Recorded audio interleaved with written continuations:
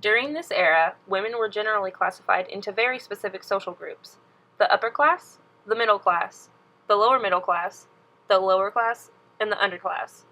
The upper class in America included families of new capitalists and mill owners. The middle class mostly included professionals, and the lower middle class consisted of governesses or teachers. The lower class included seamstresses, washerwomen, farm, factory, and mine workers, and domestic servants. Those of the underclass were generally prostitutes or unemployed. Women of the higher classes were not known as simply women, but ladies. They had better chances of achieving the Victorian ideal, which meant they were weak, angelic, sickly, virginal, and selfless. The daily life of the average wealthy Victorian woman was generally unhurried and pleasant. They would stay at home during the morning. The afternoon was a popular time for upper-class ladies to visit neighbors and friends for afternoon tea. Supper was generally the most elegant meal of the day.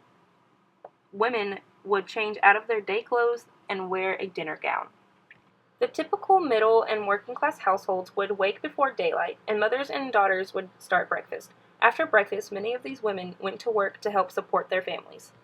Lunch was generally the principal meal of the day for rural, working-class families, while supper was the main meal of the day for more urban families. These women generally became teachers, mill liners, seamstresses, washerwomen, framework knitters, or factory workers. Most of them, however, were seamstresses.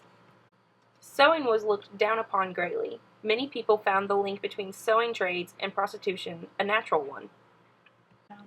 After elementary and secondary school, most young girls did not continue with their education. Most colleges did not accept females, with a few ladies' colleges being an exception. Marriage was the most common option after school. Many women married before they were 20. Courting was usually brief but extremely proper, with the male hoping to please the female's parents. Arranged marriages were not as common as they had been earlier in the century, but still somewhat popular among the wealthy. At the close of the century, women rallied for more rights.